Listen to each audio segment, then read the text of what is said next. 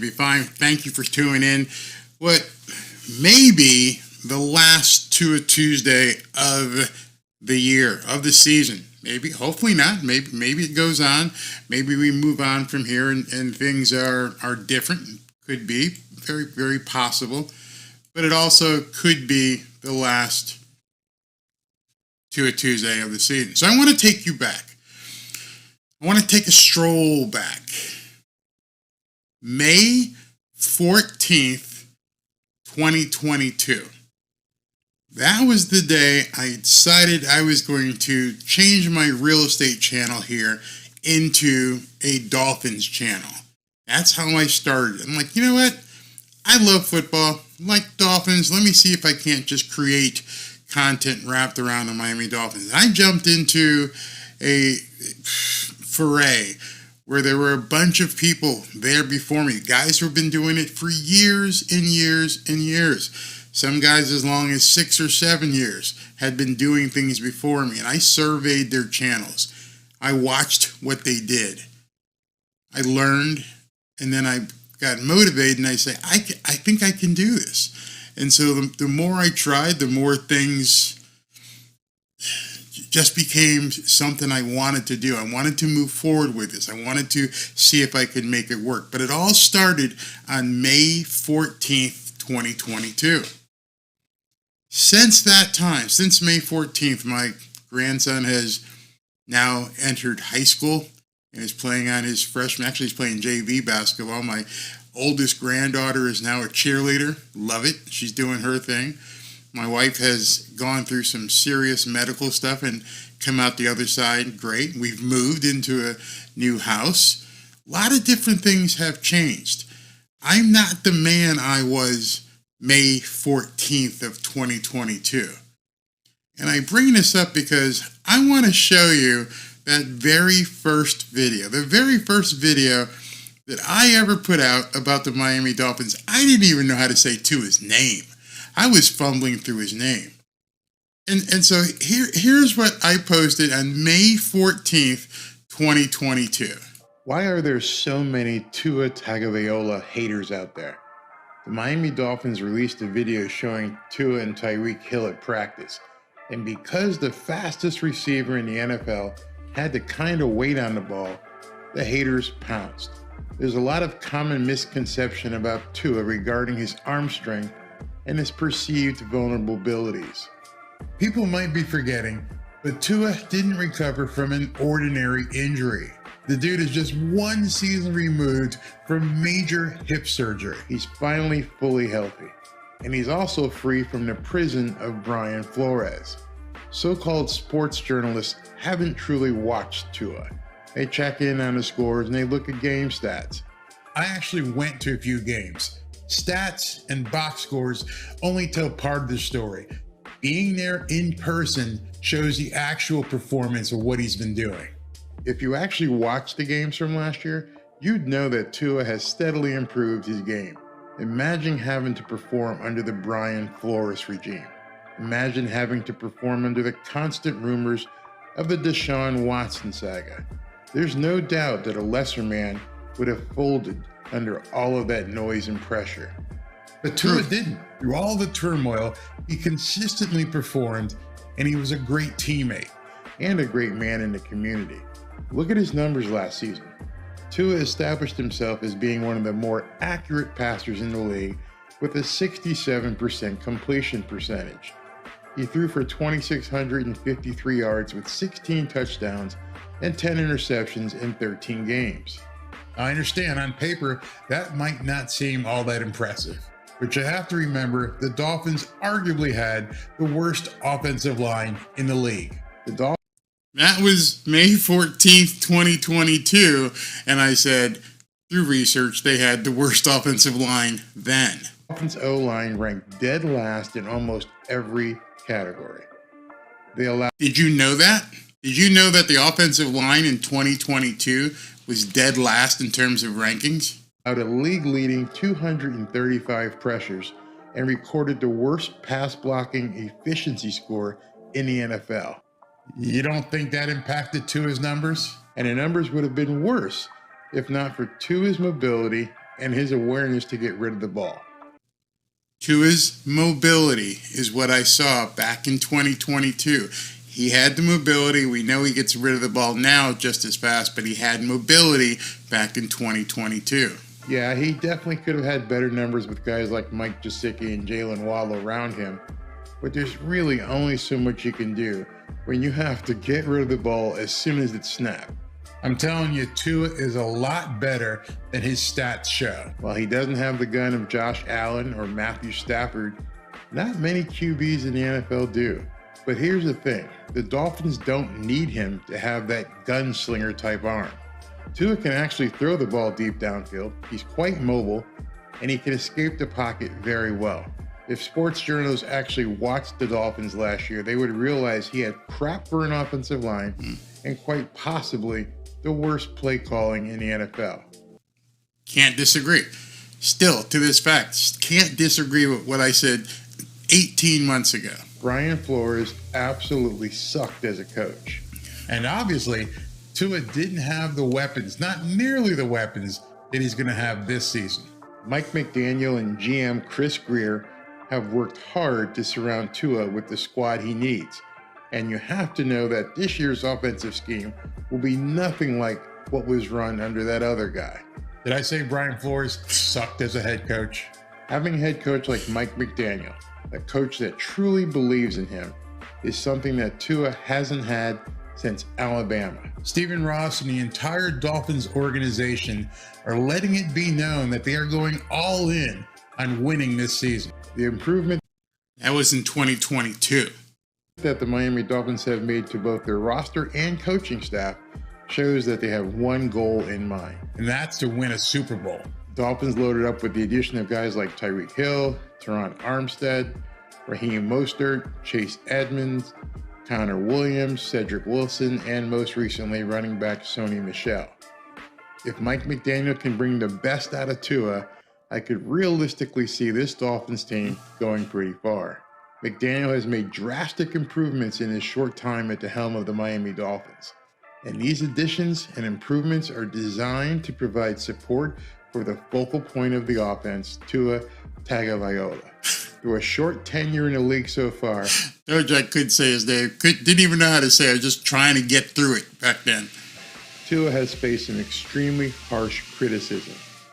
It seems people outside of Miami blame him for the Dolphins' troubles last year. They're wrong. They're absolutely wrong. There's only one man who's responsible for the Dolphins' troubles last year, and that's Brian Flores.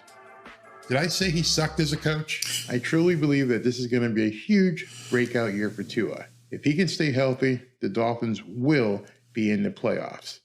And if you think I'm wrong, let me know in the comments. What's your head? Okay, that was May 14th of 2022.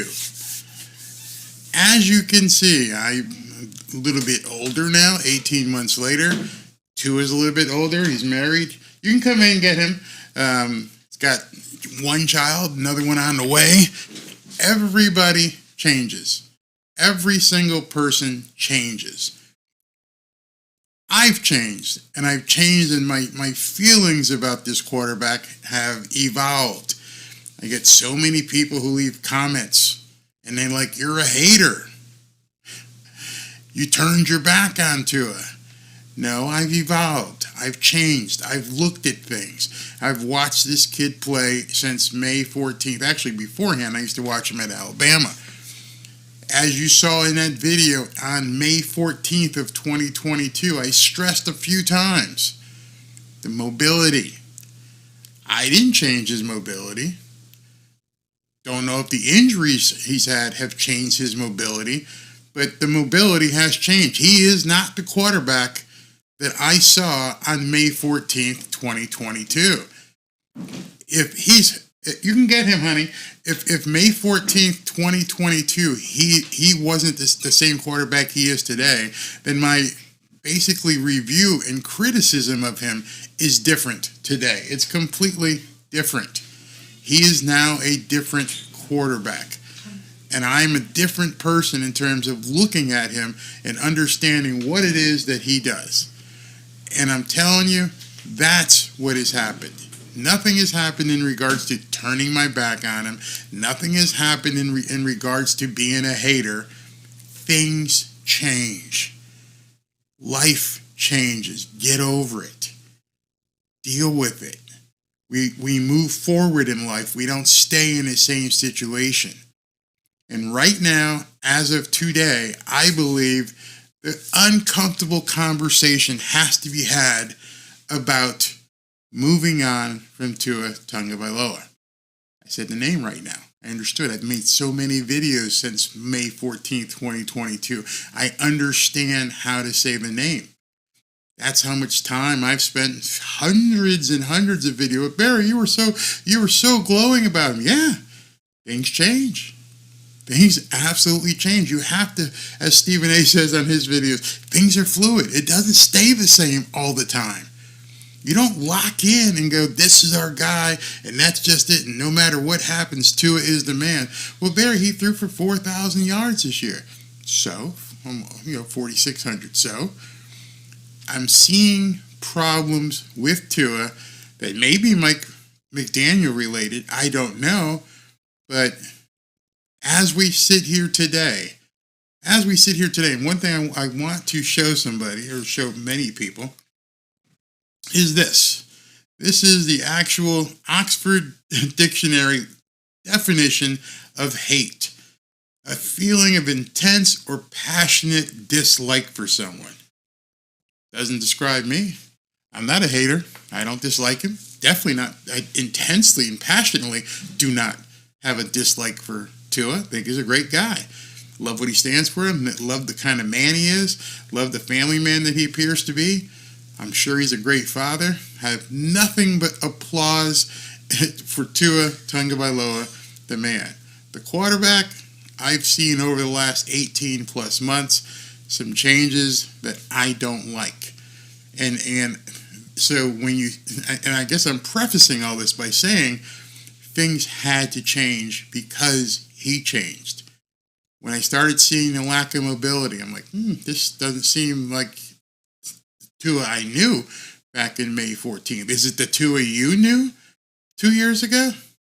You can't be honest and look yourself in the mirror and say, oh, he's the same guy. Nope, he's not. He doesn't run like that. He's gained some weight. Whether they did that on purpose to, quote, be a cushion for injury, I don't know. Doesn't really matter. I'm not going to delve into why it changed. It changed. He's just not a good mobile quarterback like he was coming out of Alabama. And in today's day and age, and with the quarterback and in the system that Mike McDaniel has decided to run, you damn well be a little bit mobile. And there's basically stationary. And I just find that to be problematic.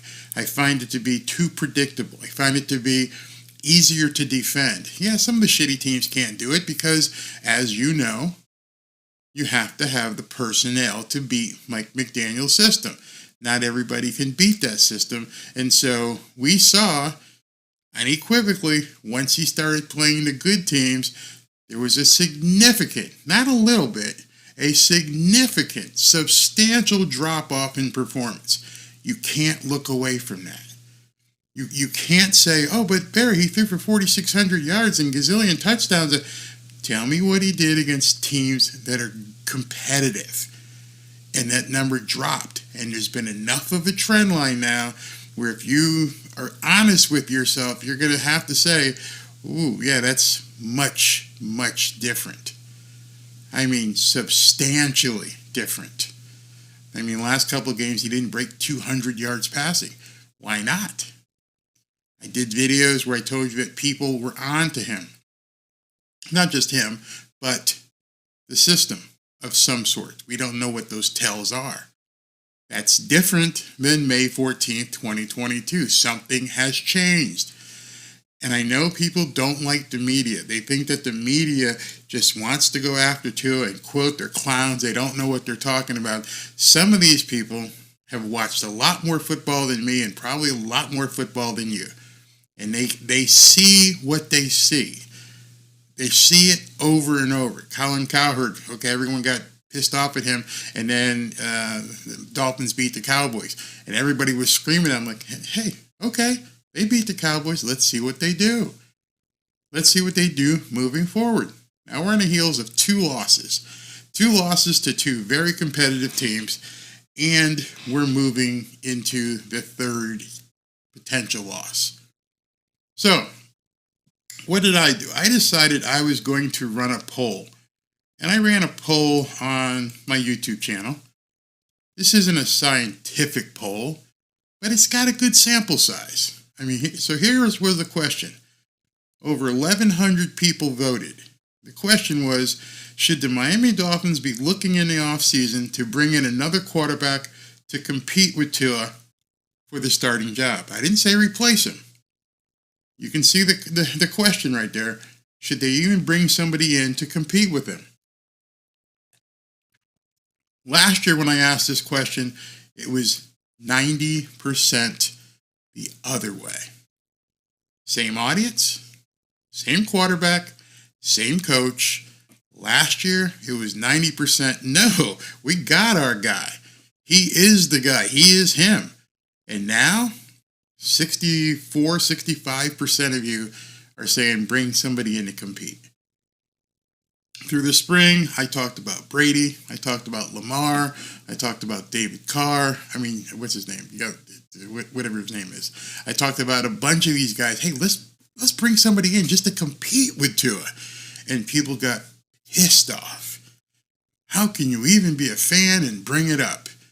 And now, 65% of you, it's not scientific, 65% of you have seen what has happened, what has changed throughout the year, how things have become a lot different than they were back in March and April. And 65% of people, a 55% change, now have said, yeah, I think we might want to look. I never understood why competition was bad. I think if there was competition, it would have helped him up his game. There was only one reason in my mind that Mike McDaniel didn't want to bring somebody in to compete with him. And that one reason, in my mind, you don't have to believe it, was I don't think he wanted anyone to mess with Tua's psyche. I think he spent so much time, and we all heard the story that he looked in the mirror and wondered, do I suck? Which is something I found out after May 14th. That changed.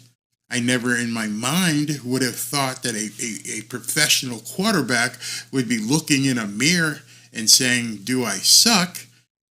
And then telling people on television that he doubted himself to the point of, do I suck? That wasn't around in May 14th of 2022. There's something that's hugely different. Something that makes you just go, what did you just say? Did you just say that I wondered if I sucked? And you admitted to that on television? I understand we're in a different kind of beta era where people are all up in their fields. But you're playing football, man. You're playing football, tackle football with other men.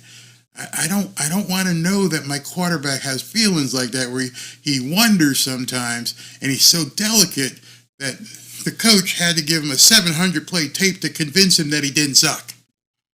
I looked away. I'm like, okay, that's what he did. Let me just see what else happens. And I just saw what happens. Then I saw at the Super Bowl.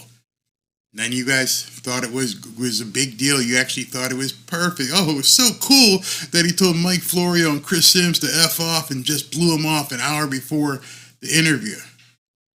And I made a video. I'm like, that's not cool at all. You made a commitment. You're a man. Get your ass, do that interview. But you guys didn't want to listen back then. These are the different little signals I kept seeing. I'm going, something is off. I would tell you. I would make videos and go, shouldn't do this. You got to go face your detractors head on. You got to look them right in the eye. Let Mike Florio ask you whatever he wants, boom, right back there. But instead, you go to the Super Bowl and do a couple Subway spots and then take off. Okay, just taking notes, man. As Tua said, you remember what Tua said last week? Here, I don't know if you remember what Tua said last week. This is something that just irked me as well. Not last week. This was probably about 3 weeks ago. And remember this? I keep saying it. Everyone wants to make this about me, about Tyreek. Like, please keep pushing it to Tyreek. Like, make it about Tyreek. I understand that my platform and who I am in this league as a quarterback makes me, if you want, polarizing, whether I'm the best, whether I'm the worst. Like, I could care less. Like, I don't listen to it. This is my bearer of bad news, and Nolan. I hate to say it. I hate to say that, but that's my bearer of bad news. He's telling you he doesn't care while showing you he cares. I don't care. The fact that you bring it up means you care. If you didn't care, you'd be indifferent and you wouldn't even bring it up. I watched this press conference, and again, some more questions became up. I'm like, okay, and everybody made fun, and it's Salty Tua. Salty Tua is back. News. If anyone has something if anyone has something bad to say about me, but at the end of the day, like I really don't care. But if she does share it with me, I mean, I keep receipts. We all have a way of how we do things, but like all the narratives. Bad move. You keep receipts. I don't know if you guys watch Shannon Sharp, Club Shay Shay, some of the things he talks about. After the Buffalo loss, he went nuts on him. Went nuts. You keep receipts? And he went like this. He reached over. Tua, I got some receipts. You did this, you did this, you did this, you did this. We all got receipts, Tua. Over the last couple of weeks, we have a whole shitload of receipts.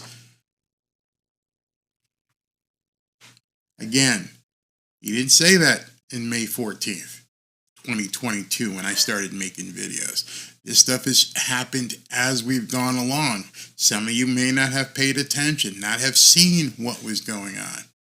I did. I kept the so-called receipts. So it wasn't me who changed, is what I'm trying to do with this point that I'm making.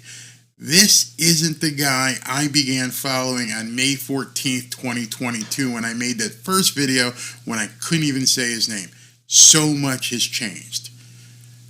The only thing that stayed the same is, and we'll find out Saturday if the end of the season ends the same way. Okay, this one, there's a playoff game. There's a playoff game last year. He just didn't play in it. Remember that. He stood in the tunnel. I made a video. I'm like, wait a minute, you're the captain of the team. Why isn't your ass out on the sidelines holding the clipboard and listening? Why are you staying in the tunnel? Well, Barry, when you get a concussion, your eyes hurt and you can't see too much light. He drove to the stadium, didn't he? Or had someone drive him to the stadium. I kept hearing excuses. Over and over and over, another friggin' excuse. Well, he stayed in the tunnel because the bright lights and the noise would have messed with his head. Meanwhile, anyone who's ever had a concussion, any player who's ever had a concussion, is laughing at you. But they're still taking the notes. I didn't change. I didn't have a concussion. Tua had a concussion. Tua decided to stay inside the ramp there and not come out and face the people. The entire time in December, Tua is the captain. Never went in front of the press. Not one time, as his team was trying to win without him, did he do any press conferences and say, hey guys, I'm feeling better. I thank you for your concern, your prayers, and your thoughts, and I hope that, blah, blah, blah, blah, blah. Nope. Zippo. Nothing. Took the receipt. I sure did. Made a video about it. Pissed people off. Hey man, here's the captain of the team here. Captain of the team didn't go out and talk to anybody the entire time. Just ignored it. Expected it to go. And then again, all the excuses. Oh, Barry, he didn't want to distract the team, blah, blah, blah, blah. Meanwhile, I'm just watching this. And I'm taking the receipts. I'm making the videos. And I'm watching this change in front of me. You guys, did you pay attention? Did you see what happened? But I wasn't the only one. Players and former players who understand how this game works, they started taking notes. And now it's gotten to the point where it's basically irrelevancy at this point. They don't hate Tua. They just shrugged their heads. Tua Tagovailoa. Yeah, it's Tua, Miami Dolphins, the fake Gucci of the league. And at this point, getting blown out by Baltimore and then getting beat by Buffalo. Oh, Barry, it was just a punt return. Then you ignored the James Cook drop. You ignored the pass interference. It could have been a lot worse. The Dolphins could have won. In any event, they lost. What happened? Came out and did a three-minute press conference, and in both press conferences basically said, I need to do better. You're an NFL quarterback, 17th and 18th week of the season, and your response to getting beat was, we're going to do better? Oh, I forgot. The other response was, we're right where we need to be. You said that after the Baltimore game, before the Buffalo Bills game, said, we're right where we need to be. People got pissed at me that I highlighted that. And I'm like, dude, I didn't say that. I'm just telling you what he said. And I'm featuring it in a video. He changed, not me. And so you just keep writing these down and making videos. And I've got 500-600 videos. You can go back through all of them. I didn't change. I've never changed. He changed. So players noticed it. And this is something that came up yesterday. And this is Chris Long, Howie Long's son. And he appeared with Rich Eisen. I'm gonna play this, and then we'll take some comments. But I want you to listen to what he says. And it's only 2 minutes, but it's so eye-opening. What's your headline out of Sunday? What's the headline? Oh man, considering I'm getting ready for the whole show right now, I guess. Oh man, I don't know what the headline would be. I guess the Bills getting in the playoffs, man, and the Dolphins being who we thought they were. What is that? So what is who you thought they were? Well, Rich, I know that's how this goes. You gotta turn the question on me. But who do you think the Dolphins were? Who did? Who did you think the Dolphins were? I'm pretty sure I know, because you're all fans of the Miami Dolphins. But who did you think they were prior to the Baltimore Ravens game? I could probably answer that question. I think most of you felt they were a potential Super Bowl team, had maybe one or two MVP candidates. All this stuff is what I just kept hearing over and over. And I kept telling people, pump the brakes, man. Pump the brakes. They haven't beat a winning team. Oh, here's another narrative. Oh, Barry, you're just going with the narrative. You sound like the media. Like, it's not a narrative. It's the truth. They hadn't beaten a winning team. Oh, yeah, they edged out the Cowboys.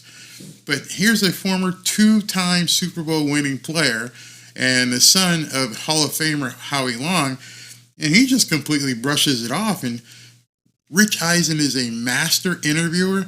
He goes for the throat here. He tries to get him to say it, and Chris Long doesn't care. Yeah, I'll tell you. Why are we still doing this? Where we're like, I don't know what's been up with them lately. It's been 2 years. Well, I mean, who the Dolphins, what I think they are is a team with an explosive offense that can get you at any point in time. And, are they? Well, that's what they have proven on occasion. No, they haven't. There's the narrative. There's the narrative. Hey, this is an explosive, high-octane offense that can get you anytime. And a former Super Bowl champ goes, really? Really? Come on, Rich. Think about this. Are they really that kind of person? I've told you many times. I've given you the stats. Playing against good teams, they only score 17 points a game. It used to be 18, but it's gone down because of the Buffalo Bills game. That's not a team that can just score on you at any time. Every time they get in a game like this, they average probably 19 points. That's probably gone down since last night. And, the performance in the second half, I just don't want to hear about the offense anymore there. I know there were guys hurt and that sort of thing, but the Bills spotted them all these games. Josh spotted them all these dumb decisions in the red zone. And I feel for that defense in Miami, because they had started to play really well and they lost some guys, and it kind of eventually got too much for them. But if they were going to go on a run, they were going to win games 23-17, 20-17. And that's the thing that I cannot figure out, how everybody's gotten this wrong. If they were going to make a run, they were going to do it on defense. And that's true. If they were going, of course, people will say, well, Bradley Chubb got hurt, and then, Jalen Phillips first, then Bradley Chubb, and Xavier Howard hasn't been able to stay on the field, and it took a while for Jalen Ramsey to get on the field. Yeah, we all know that.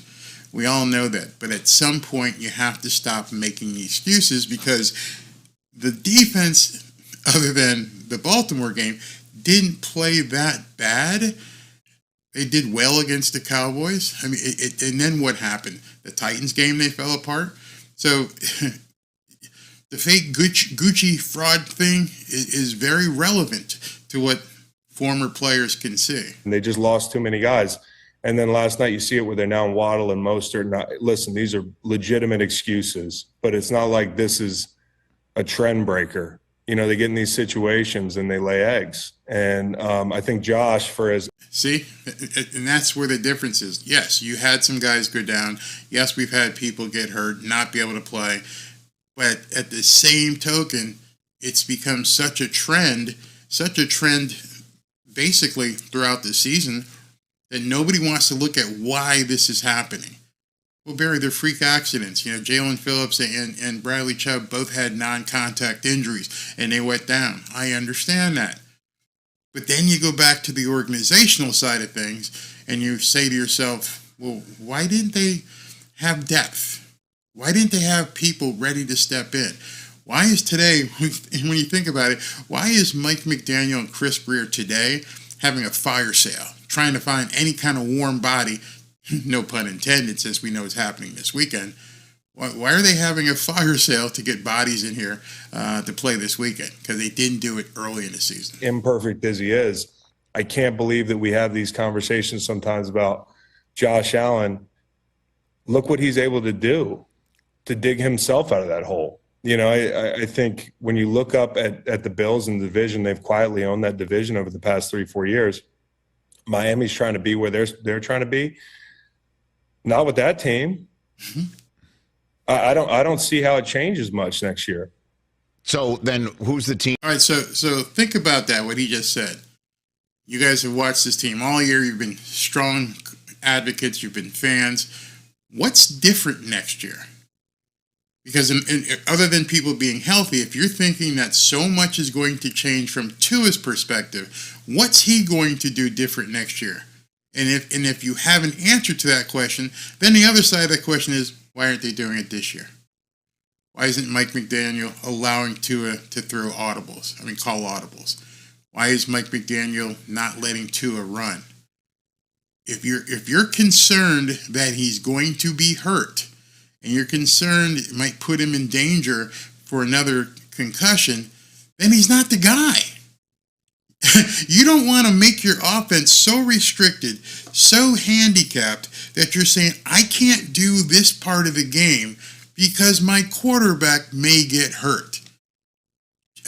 Let that sink in. You've taken that part of the offense, pulled it out because you're concerned the quarterback you've chosen is not going to be able to withstand a potential hit. You see Josh Allen, you're going to see Patrick Mahomes on Saturday night. You watch Brock Purdy, you see Jordan Love, you see these guys running, taking what the defense gives them, putting more pressure on the defense. That wasn't like that in May of 2022. Tua was mobile. I didn't change. Tua changed. That's the big difference. Team that can knock off the Ravens best. Is it the Bills? Is it somebody now that we know who's in the tournament? Even Houston.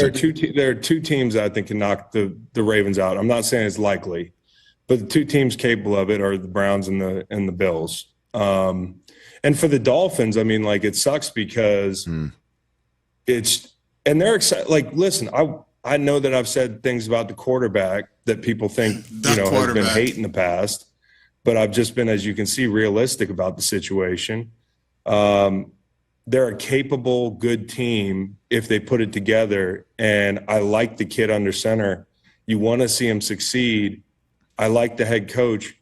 But when you get in these situations and the difference between winning and losing is going to Kansas City or hosting a home playoff game, not to mention the possibility, and I might have butchered this because I was up till 3 a.m. looking at all this stuff last night, but they'd have to visit Cleveland in the offhand chance that they see Cleveland in the second round. If they win that game at Kansas City, they're going to have to go to Cleveland if the situation. So, like, in no scenario do I feel great about their path, and they had a chance to alter it and just get to maybe they get some of those guys back and they just couldn't do it. And, like, if you can't take advantage of those turnovers and those gifts, I don't know what to tell you in the special teams thing. It's just disappointing for them. He's right. You had it in front of you. Josh Allen was being Josh Allen. He fumbled through 2 interceptions. You had the opportunity to take advantage of it. Mike McDaniel was running the ball in the first half. Baldy made a video today, and Baldy's like, this thing was working. Why'd they stop? Coach and quarterback. Coach and quarterback are, in my mind, problematic. And I think he's having to dilly-dally around Tua and wonder what Tua can do, and when they need him to dig them out. Hey guys, we're behind. We got to drive here on this drive. We've got to score. What happens? What happens? He did it, and it's funny because people talk to me about Baltimore. Baltimore was September of last year. Tua was a different quarterback. This year when he came back, things are different. They basically put him in a cocoon and said, just do this. Don't improvise. Don't run. Throw it to your first read, and if that first read's not there, throw it in the dirt. You saw that in Buffalo. I didn't change. It wasn't me saying throw it in the dirt just right there. That's not what he did last year. So anyway, I've gone really long before I've taken some comments here. You guys are probably pissed off. Hey, go ahead and hit me with a like button here. Show some love and click that like button. Before I take some comments, I want to let some of you guys know. Some of you guys might get pissed off. Some of you guys might love it. Thursday night at 7:15, you'll see the thing come up. I'm going to be doing a video with TD Fins Talk, and we're going to talk real football. Real conversation, not the fluffy shit that everyone talks about, how everything is fun. I mean, it's been ridiculous today in terms of what I knew. By Wednesday, people would forget what happened last Sunday, and they start coming again with the hype, and they're not looking at what's really in front of them. But we'll get to that. Yeah, we're gonna do a show together. It should be pretty funny. 2 picks per game.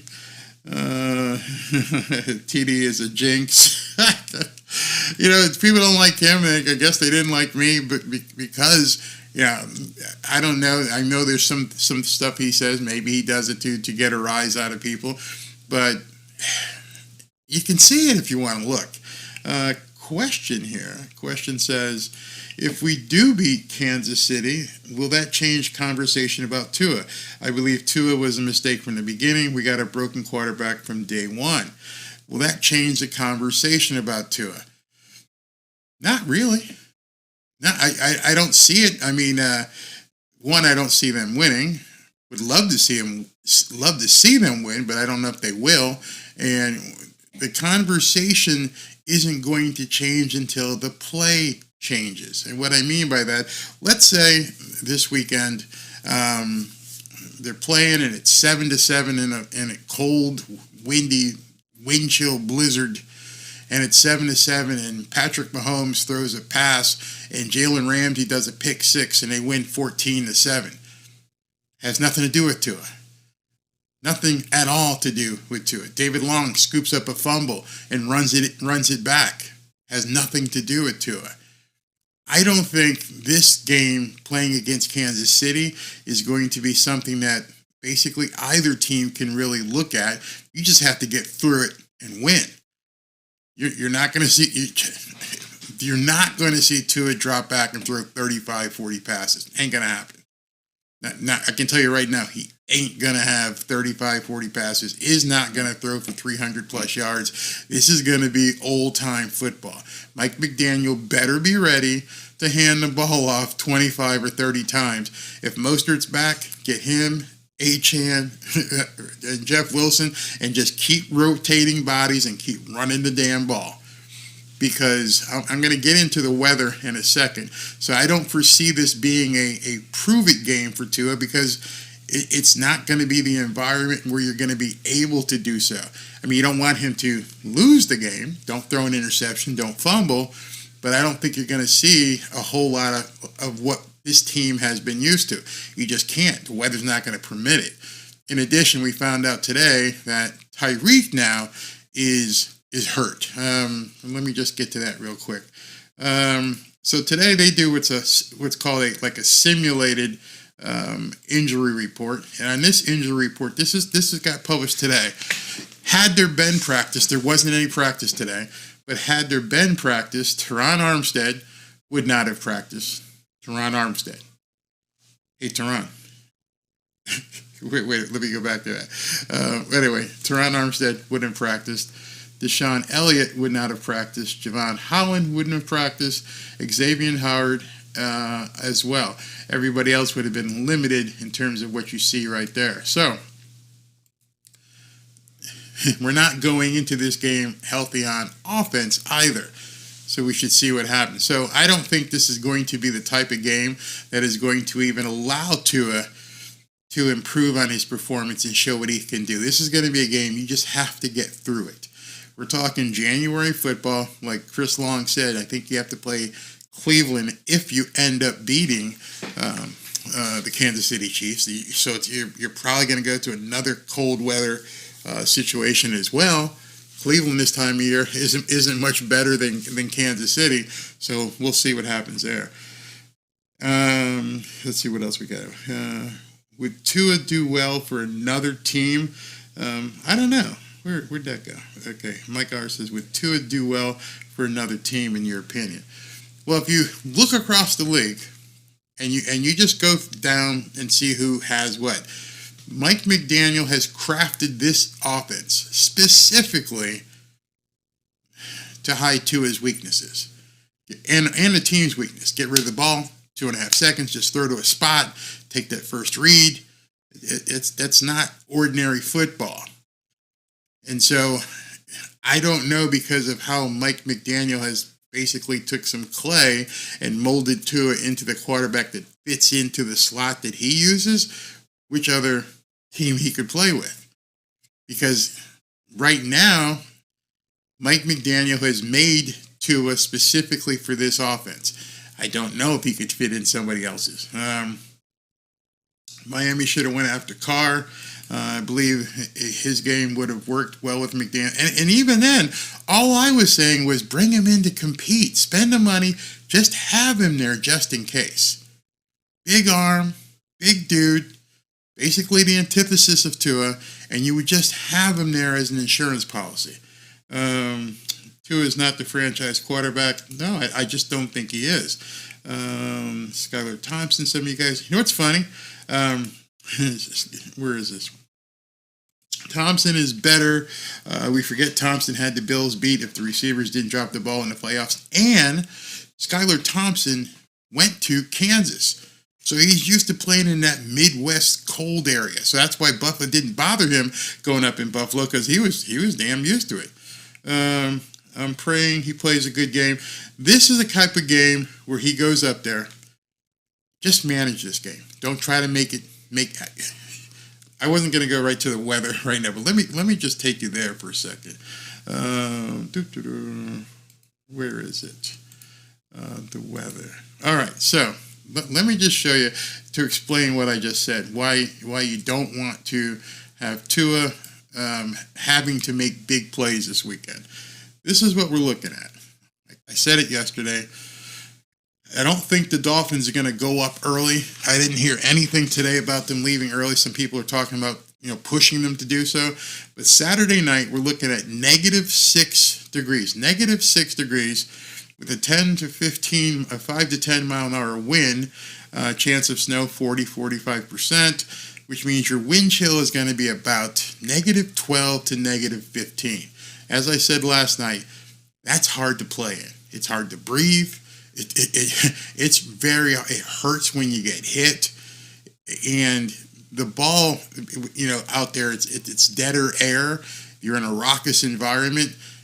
If these guys come in on a hot rush and come after them, this isn't something that you're going to be able to to really do a lot with on that kind of temperature. I don't know how old some of you people are. If you remember the Ice Bowl, and this was way back in 1967. Way back in 1967 when the Dallas Cowboys played the Green Bay Packers. It's called the Ice Bowl. If you guys want to see something funny, go back and look at some of that old NFL film stuff. Let me see what the temperature was at the Ice Bowl.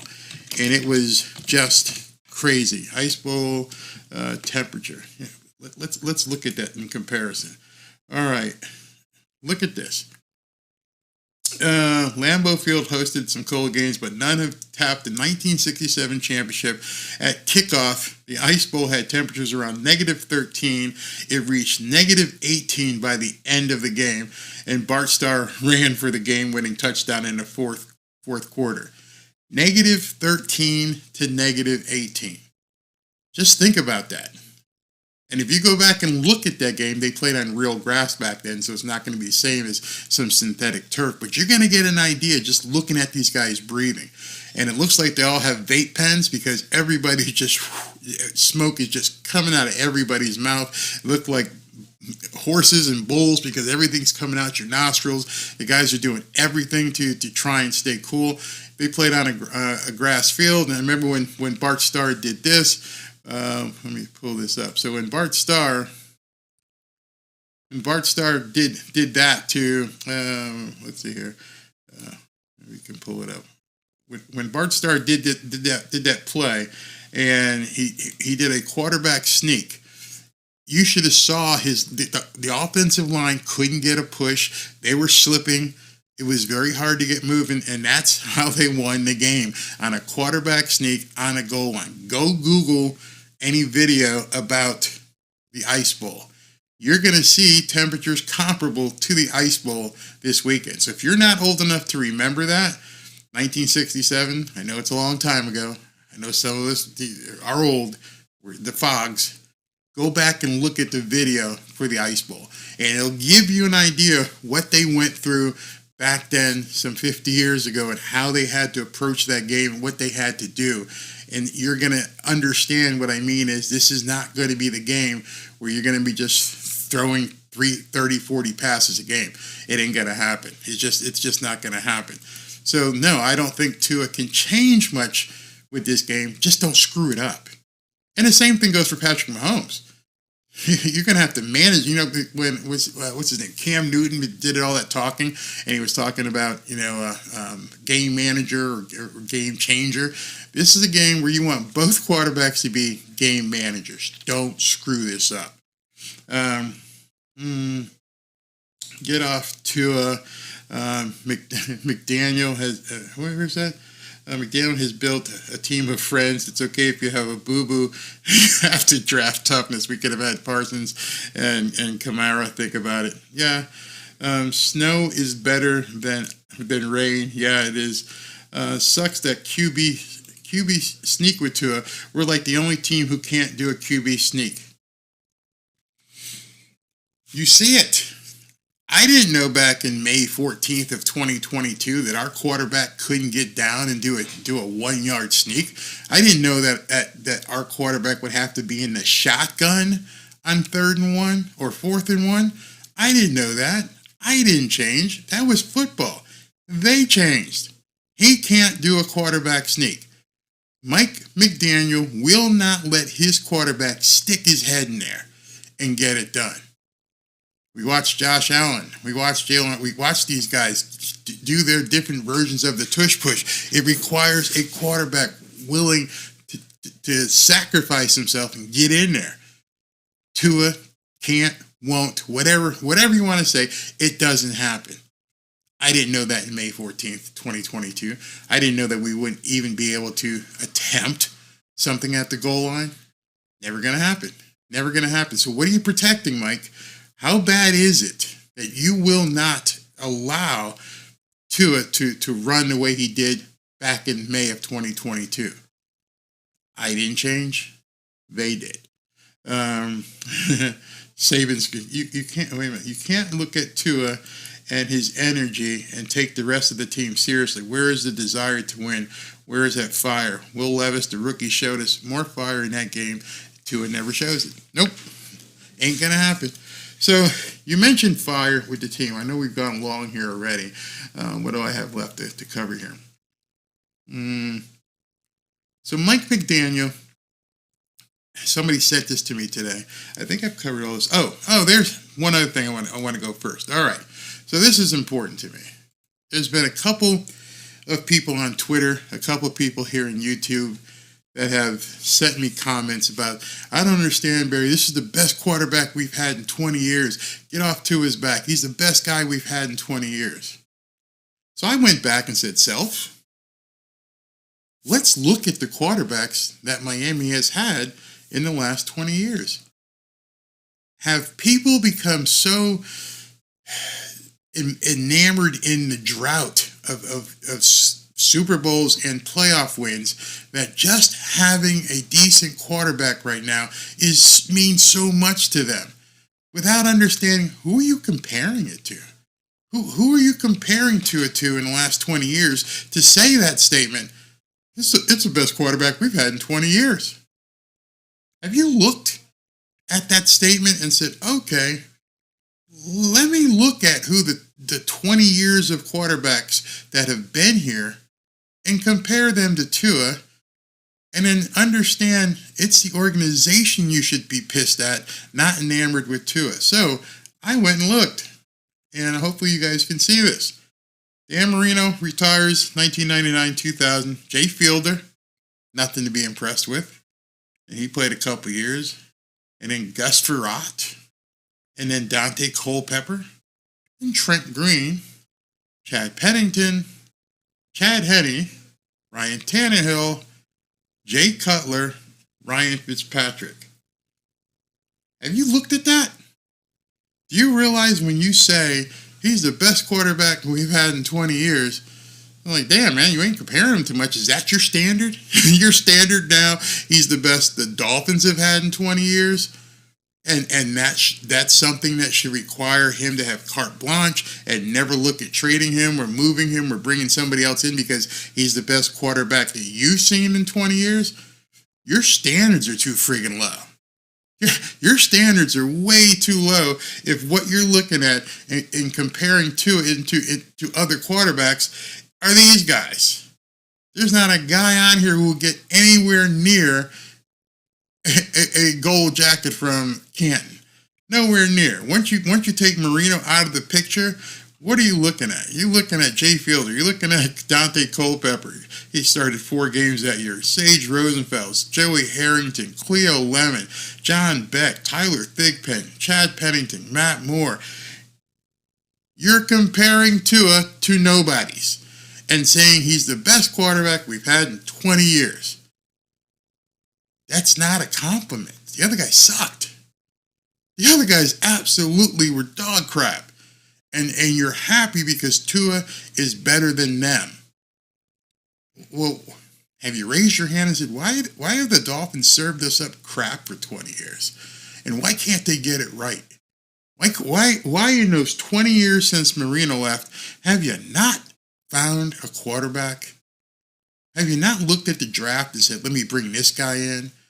Have you not looked at doing a trade and say, let's bring this guy in? Why is it always whoever's available? Why is it always, can we sign somebody who's, just can fill in? Why haven't you gone out there and said, hey, listen, we want to take a shot at the crown here. We're going to be drafting high. We need to go get a great quarterback. All right, so this time you did. You went out and picked Tua Tagovailoa. And then what you did is you completely changed that quarterback. Yes, I understand you felt the need to because of severe concussion injuries, but he's not the guy you drafted. He's not the guy who played May 14, 2022. He's not that guy. I evolved. You changed. He changed. It's not turning your back. It's not being a hater. It's understanding the progression and things have changed. So, that's what I want to say about that. You guys have to understand that. There are teams that have never had a franchise quarterback. Chicago, ring a bell. You don't think Chicago's had a franchise quarterback? How old are you? Dude, you don't think Chicago has had a franchise quarterback? Let me see. Does the name Jim McMahon ring a bell? Since you're talking about ringing bells, did you just completely forget about the 1985 Bears? Just completely blew it off? I don't get it. 58. So you don't remember Jim McMahon? Wow. Nope. You don't remember Jim McMahon. Well, that explains it. That explains it right there. You don't remember Jim McMahon. So I can't have that football conversation with you because you're not armed with the right data. This is the kind of thing, we get in these conversations, and I just hope that you have the same information behind you and that you could, speak intelligently about it. All right. So now I want to get into, before we close today, and this is serious shit here. Is there a chance that Mike McDaniel, with what's happened in the last 2 weeks, nobody will ever admit it, keep a look on this thing, is Mike McDaniel losing the locker room? There's no way. These guys love Mike McDaniel. They'll run through a wall with him. Okay, you think that? I want to show you something. Excuse me. Eye allergy. This you may see tonight on Hard Knocks. The preview is out there. And what's funny, and I'm going to go back and show you what's funny about this, is I can only show you, because I can't get copyrighted, I can only show you snapshots I took of the video. So I want you to just take a look at this. It's only like, 1 minute long. Just take a look at this. This is Mike McDaniel talking to the players. Yesterday was hardest to deal with. And in times like this, it either makes or breaks you. And I want to rip the Band-Aid off, because here's what you got to know. Our intent is to be great. Well, inherent in that is difficulty. Like, you literally have to have difficult to be great. The reason why we're frustrated is because we have high expectations that we've created. We created that. No one said, oh, the Dolphins are X, Y, and Z. No, they did not actually. So our mindset collectively has no time for anything else but getting to the point where we're best equipped to do that. And we're doing it as a team. We are in this together, earning it. See those faces? It looks different when you actually watch the video. It looks worse. Body language, how these guys are reacting. And I wasn't the only one who noticed it. I wanted to show this to you guys because it was shocking to me. Absolutely shocking. So there's a big Dolphins fan. This guy here, they call him the King of Finland, P-H-I-N, Finland. And he puts his teaser up tonight, or he puts up a teaser for tonight. And you can see Duke Riley in there. Just, what friggin' ever, dude. And I was shocked at what I saw next. And I'm like, oh my God. Are people really seeing this and saying this? So I started scrolling down and I'm looking at the comments here. Looks like he's lost the locker room. How'd that go? Geek Squad guy running a pro football team. And then a gif here saying the guy's he's high while he's talking. And then you got speech after the Ravens loss. Well, we all know how that turned out. I love this team in speech. The expressions worry me. Is he losing the locker room? Need some fire in those speeches. Just saying that sucked, but we'll play better this week. Doesn't work. Am I the only one wondering if the message isn't working anymore? This presumably was after the Ravens loss that didn't work to get the job done against Buffalo. He said the same thing after Tennessee. He keeps saying the same thing. If we lose to Kansas City, and he says about Buffalo loss, we'll grow from this as a team, I'll be annoyed. And I could just go on and on and on with all these comments where people were basically saying, you lost the locker room. I don't think he has. I talked to a media reporter today. I'm like, people are thinking that people are tuning out. They're tired of hearing the bullshit. They're tired of hearing the ums, the uhs, and all the stuff they hear at the press conferences. People are getting over it. So I want to show you something I showed last night, but I did something and I zoomed in so you guys could see this. Indicative of somebody who may be losing a team. Don't know. But I showed you yesterday where Tyreek Hill walked off the field after Tua threw the interception. What I didn't know is what he did as he was walking off. And so what I did was I blew it up, didn't do any editing. I blew it up, and I want you guys to take a look at this. Take a look at this. I'll pause it. Let's see what happens. There's Tyreek walking, and I zoomed in at this point right here, and watch his head. It'll play a couple times, so I want you to just watch his head, and he starts shaking his head. Did you see that?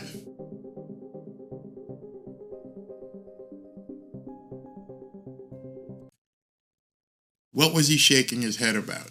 And why did he leave? First of all, why did he leave? And people are like, Barry, he was injured. Okay. Was he too injured to do backflips in the end zone? Would the same treatment that he may be going in the locker room to get not be there in 2 minutes after the game was over?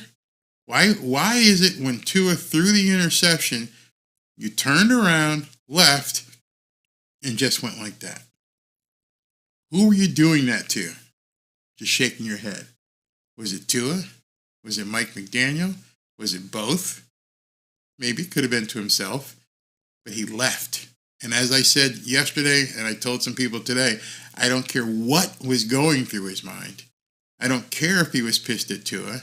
I don't care if he was pissed at Mike McDaniel for not putting him back in the game. I don't care about any of that. What I care about is mentality. You left. You're one of the captains of the team. And so when I started looking at that other thread, and people are like, is he losing the team? God forbid he's losing the team going into Kansas City. And then after we talked about him losing the team, and I talked to a couple sports writers, all of a sudden he comes up with a new injury. He's got a quad injury on top of his ankle. Nobody mentioned that. And I just wondered, are some of these guys basically doing like, the Caleb Williams thing? They're not he didn't play in the bowl game. We're going to opt out. Are they opting out of Kansas City? It doesn't make any sense to me. I don't think, and I posted on Twitter, I don't think there should be a questionable status on anybody this week. This is do or die. If you can walk and hop and run, your damn ass should be playing. So if you start seeing more people pop up on the questionable list, and you see people with limited practice, and this is the last game of the season, potentially, this is it. You have to go 100% in a friggin' blizzard, in an ice chill in Kansas City. You have to put everything out there. Tua's going to need you because this isn't going to be a typical game. And you got guys shaking their head and walking off the field. I don't know. I'm not saying that Tyreek his heart isn't there anymore, but something is amiss with what's going on with the team right now. And I'm telling you right now, can the Dolphins win?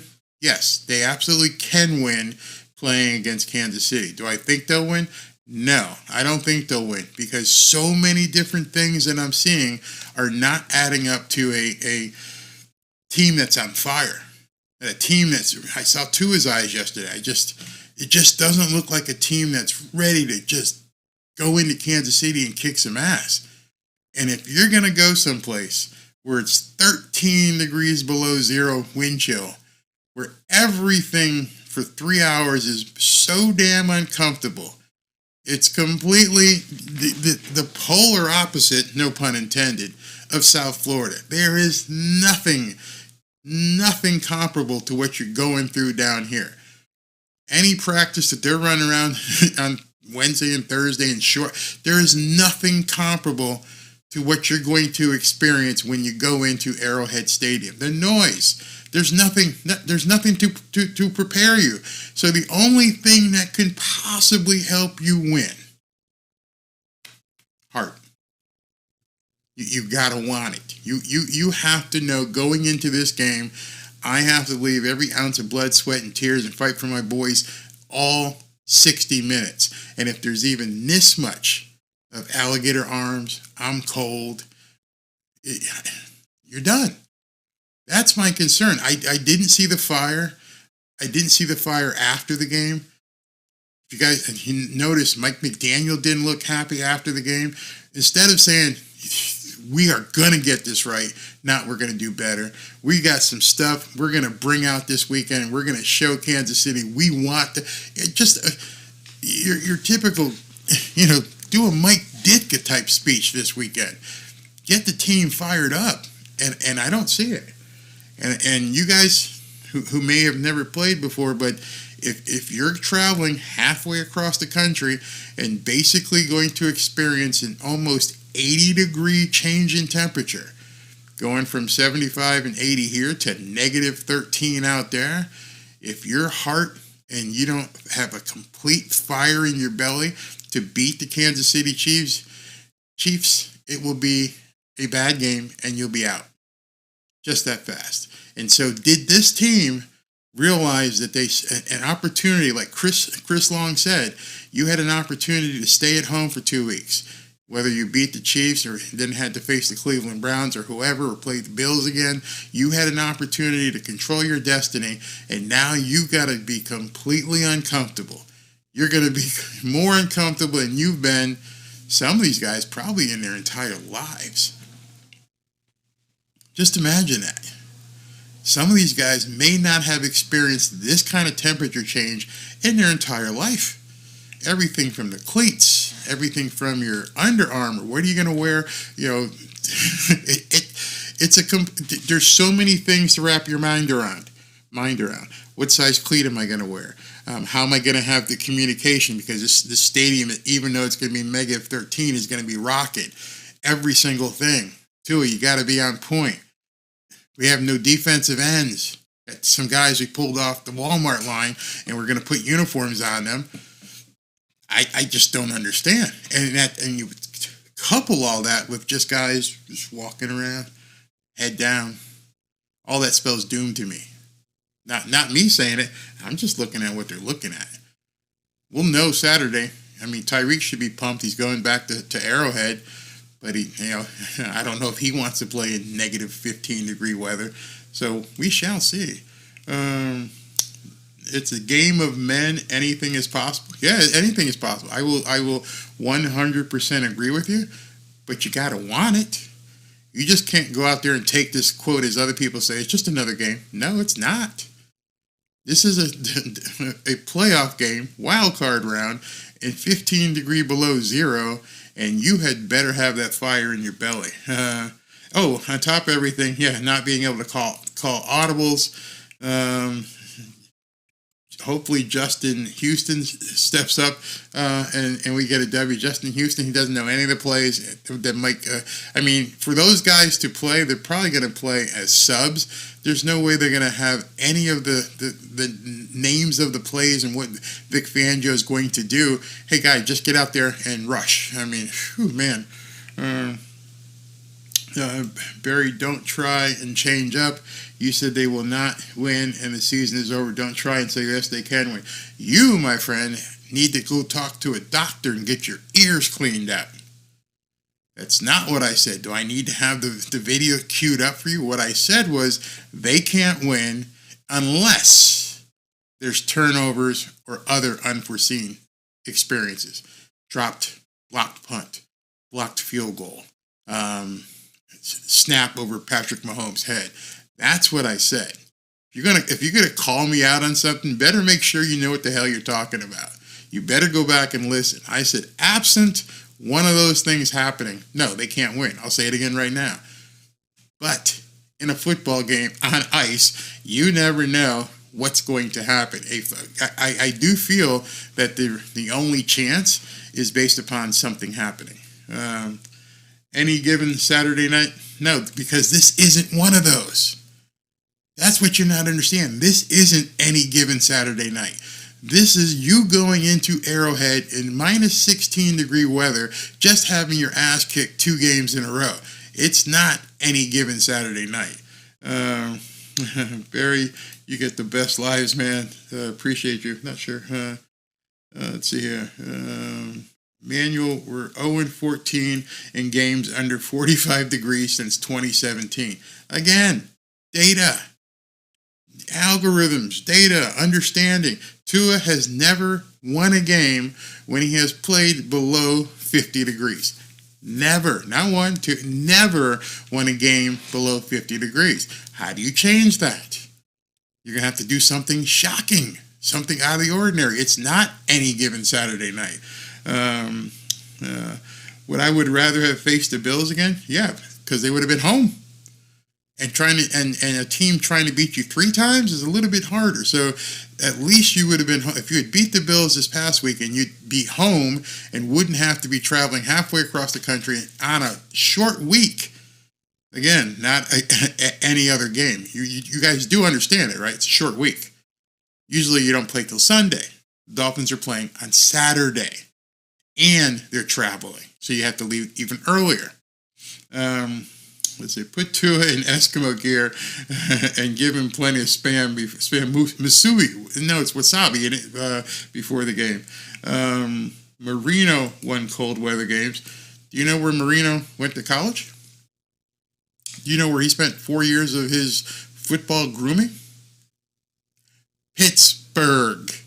Do you know what the weather is like in January and December in Pittsburgh? Cold as hell. But Tua loves Christmas. How can he be so bad in playing Saturday on Peacock? If you're in South Florida, it's on regular TV, but I don't know if you guys can get it. Let's see. Yeah, it's Pittsburgh. Absolutely. Tell him that and see how good he plays. Only good news is the game is on Peacock, so fewer people will see it. That's a shame too. I mean that they put that on Peacock. It's a divisional wild card game, and they're shrinking the audience. That really sucks. What part of professional ball players don't the Tuanons understand? Play ball, damn it! It's got to run. We need taller receivers. In addition to taller receivers, understand too, somebody had said something to me on Twitter, there's something called a hospital ball. So what's a hospital ball? A hospital ball, especially with Miami, when you're doing all these in-breaking routes and you're having these guys come across the middle, well, if the throw isn't exactly right where it's supposed to be, you're basically laying out that receiver like this, and a guy's coming at him, and they call that a hospital ball because if you catch it, you're probably going to get put in the hospital. You've noticed the 2 wide receivers have been hurt. Waddle and Tyreek have been hurt. You can't be throwing these hospital balls, and you damn sure don't want to be throwing hospital balls at negative 15 degrees because even if you weren't hurt before, it's gonna hurt. It's gonna sting like hell. Which quarter will Tua fake a concussion in? We will now run. Raheem is back. They were running before. Wait a minute. What do you mean? I have no problem with what Achane was doing. 17 runs between he and Jeff Wilson in the first half for over 100 yards rushing, and then 3 yards or 3 carries, whatever, in the second half. Let's see what happens. Anyone else notice that Tua's balls, and you mean his throws, are so high and slow, he lobs it up and never a fast pass for 7-10. That's another concern. When you'll see if the wind goes too much and it's cold, and I mean, I don't understand why Mike McDaniel isn't in Kansas City with the team tomorrow. Why they just don't go, get in a hotel, get out there, get practicing, understand throwing the ball in cold weather, make just the difference of the air in the ball itself. There's so many things. Yeah, GTO, you're absolutely right. Run the ball until they load the box, then you do something different. But you have to realize if they load the box, what to do. Let's see. We have new actors on defense. They'll be difference makers throughout the playoffs. Okay. Let's see here. What else we got? All right. So, do you think the commission is going to turn down $100 million? You're talking about the guys from Peacock taking the ball, maybe. That's probably cold weather. Cold weather affects both teams. Now, some people were saying that to me on Twitter, and I was kind of laughing at them because those of you who live in Florida, who used to live in other areas, how does it feel if you go back home to Michigan, or in my case, Connecticut? Been here for 20 years plus. Your blood thins, man. What I used to be able to withstand without a problem in Connecticut, I remember walking around in a t-shirt when it'd be like 20 and 30 degrees. Wouldn't even bother me. I was acclimated. Then I come this side and live down here in Paradise, and I go back up north to visit family, and it gets to 40 degrees, and I look like Nanook from the north. I'm like, oh my God, it's cold. I remember one time my wife and I went to the Empire State Building, went all the way up the top, and the wind, I literally felt I was going to freeze. And I said, how cold is it? It was 35. I hadn't been there in so long that 35 felt like negative 20. You can't say both teams are going to affect. Yeah, there's certain things that may affect you, but if you're living there, your body has become acclimated. Same way coming back. That's why Josh Allen and these teams who have to come to the Hard Rock succumb to the heat. Unless you live here, it's completely different. It's completely different. I agree with you. I was 100% pissed when they drafted Tua. Where'd that go? Short QB with weak arm and hurt hip. We could have had Herbert, who has tons of potential. Keep speaking the truth. Thank you. So do me a favor. Go ahead. Come on, show some love and click that like button. And I really appreciate you. Not sure if I'm going to go live tomorrow, see what happens during the day. But you're going to love Thursday. Thursday is going to be so much fun talking to TD Fin Talk. We're going to probably do it on his channel. So look for the notification. I'll post it in the community notes. But 7:15 on Thursday, he and I are going to talk turkey and really, really get on this team. And we'll see, because by the time we talk on Thursday at 7, there will have been 2 practices. They would have practiced Wednesday. They would have practiced Thursday. There will be 2 more injury reports for us to go over. And we'll see what Mike McDaniel has to say, how the players seem to be reacting. And we'll also take a look at Kansas City as well. So thank you guys all for tuning in on hopefully what is not the last Tua Tuesday, but very well could be. And something's got to change. Something definitely has to change. I just feel it here. Let me make sure I covered everything. That's everything.